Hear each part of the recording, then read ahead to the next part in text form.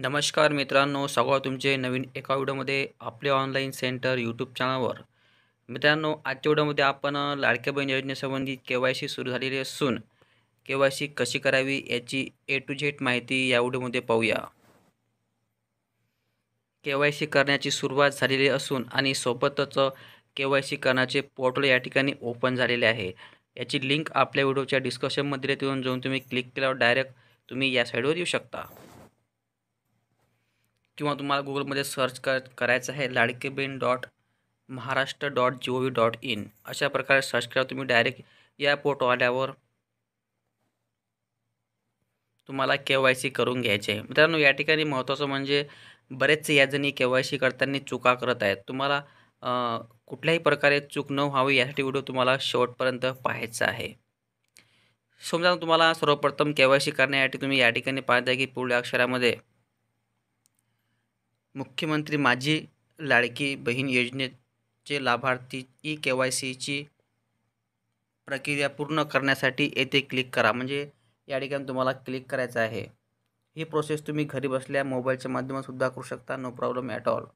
या ठिकाणी क्लिक केल्यावर अशा प्रकारे एक पेज या ठिकाणी ओपन झालेलं आहे. या ठिकाणी पहा तुम्ही के.वाय.सी मुख्यमंत्री माझी लाडकी बहीण योजना. या ठिकाणी तुम्हाला सर्वप्रथम लाभार्थ्याचे आधार कार्ड तुम्हाला टाकायचं आहे. या ठिकाणी लाभार्थी आधार कार्ड टाकला तुम्हाला या ठिकाणी कॅप्चर फिलअप करून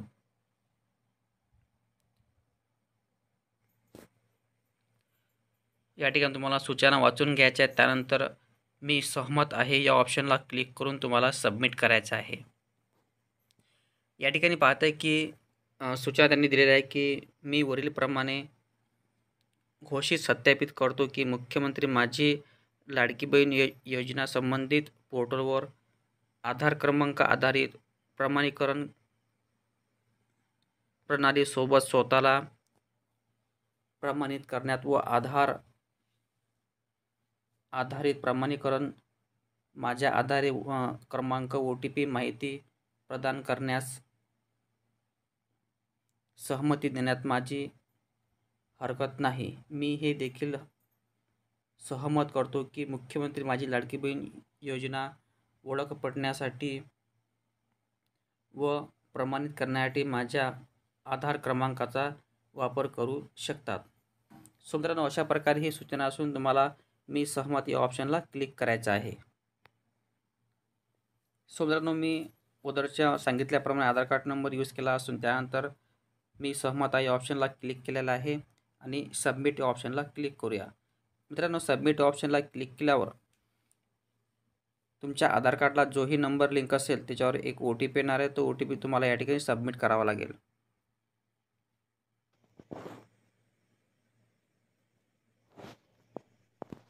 मित्रांनो, अशा प्रकारे OTP गेलेला आहे. या ठिकाणी तुम्ही पाहताय की या ठिकाणी तुम्हाला OTP सबमिट करायचा आहे.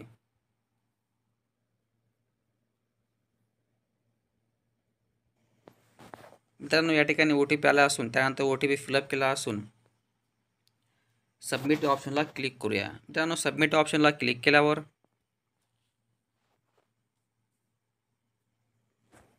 त्यानंतर या ठिकाणी दुसरे असे ऑप्शन तयार होते की के.वाय.सी. आता या ठिकाणी के.वाय.सी करण्यासाठी तुमच्या वडिलाचे किंवा पतीचे या ठिकाणी आधार कार्ड तुम्हाला यूज करायचं आहे किंवा टाकायचे आहे. जर का तुमचं लग्न झाले असेल तुम्ही या ठिकाणी तुमचे पतीचे आधार कार्ड टाकायचे आहे आणि जर का तुमचं लग्न झालं नसेल तर या ठिकाणी तुमच्या वडिलाचे आधार कार्ड टाकून या ठिकाणी पुन्हा सूचना तुम्हाला वाचून घ्यायची आहे. त्यानंतर मी सहमत आहे ऑप्शनला क्लिक करून तुमच्या पतीच्या किंवा तुमच्या वडिलाच्या आधार कार्डला जो नंबर लिंक असेल त्याच्यावर पुन्हा एक OTP या ठिकाणी तुम्हाला सबमिट करावा लागेल. सो तर मी सांगितल्याप्रमाणे अगोदर आधार कार्ड नंबर टाकलेला असून या ठिकाणी आधार कार्ड नंबर महत्त्वाचा म्हणजे जर का तुमचं लग्न झाले असेल आणि जर का तुमचे आधार कार्ड अपडेट केले असेल तरच या ठिकाणी तुम्ही तो आधार कार्ड आपले पतीचे टाकायचे, नाही तर आपल्या वडिलांचे आधार कार्ड तुम्हाला या ठिकाणी यूज करायचे आहे.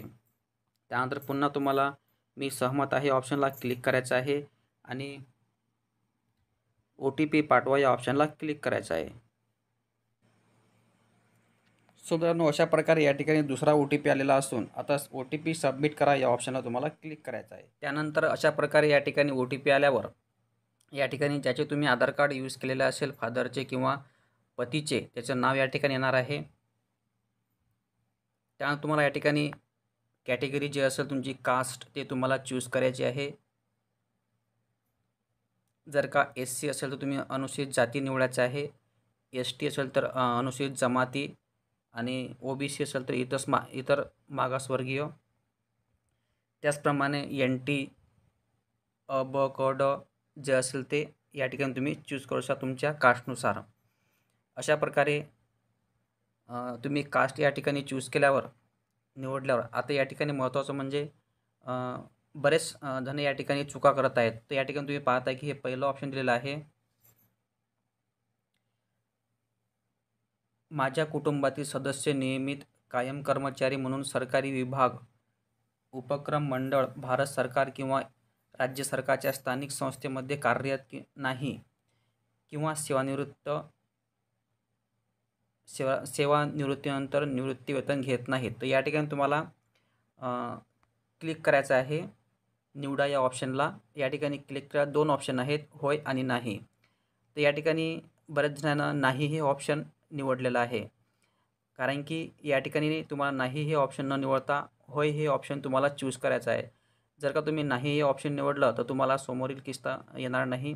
याचा अर्थ असा आहे की बुवा हे सेवा कर्मचारी आहेत, शासकीय सेवेत आहेत, नोकरीत आहेत, त्यामुळे तुम्ही नाही हे ऑप्शन निवडलेलं आहे. तर तुम्हाला या ठिकाणी होय हे ऑप्शन चूज करायचं आहे.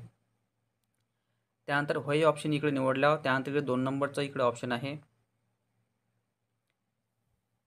माझ्या कुटुंबातील केवळ एक विवाहित व एक अविवाहित महिला या योजनेचा लाभ घेत आहे. पुन्हा तुम्हाला निवडा या ऑप्शनला क्लिक केल्यावर पुन्हा तुम्हाला या ठिकाणी होय हे ऑप्शन निवडायचं आहे. अशा प्रकारे या ठिकाणी ह्या 2 महत्त्वाच्या सूचना असून तुम्हाला पद्धतशीरपणे या ठिकाणी अप्लाय करायचं आहे. त्यानंतर तुम्हाला पुन्हा आय ॲग्री ऑप्शनला क्लिक करून या ठिकाणी सूचना वाचू शकता तुम्ही. 1 व 2 मध्ये देण्यात आलेली माहिती ही खरी असून पडताळणी किंवा आढळण्यास आल्यास खोटी माहिती दिल्याप्रकरणी सक्त कारवाई पात्र राहील. अशा प्रकारे हे सूचना दिलेली आहे. त्यानंतर तुम्हाला सबमिट करा या ऑप्शनला क्लिक करायचं आहे. सो मित्रांनो, अशा प्रकारे सबमिट ऑप्शनला क्लिक केल्यावर या ठिकाणी तुम्ही पाहताय की तुम्ही KYC पडताळणी यशस्वीरित्या पूर्ण झालेली आहे.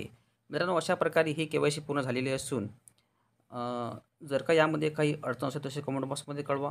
त्याचा रिप्लाय तुम्हाला अवश्य देण्यात येणार आहे. आणि ज्याही महिलांचे अजूनपर्यंत ज्यांना पती किंवा वडील नाही आहे त्यांच्यासंबंधी अजून काहीही अपडेट नाही, त्यांच्यासंबंधी जशी अपडेट येणार आहे तशी आपल्या चॅनलवर उपलब्ध राहणार आहे. त्यासाठी चॅनलला सबस्क्राईब करून ठेवा आणि महत्त्वाचा व्हिडिओ असून हा व्हिडिओ आपल्या मित्रांना शेअर करा. धन्यवाद. जय हिंद, जय महाराष्ट्र.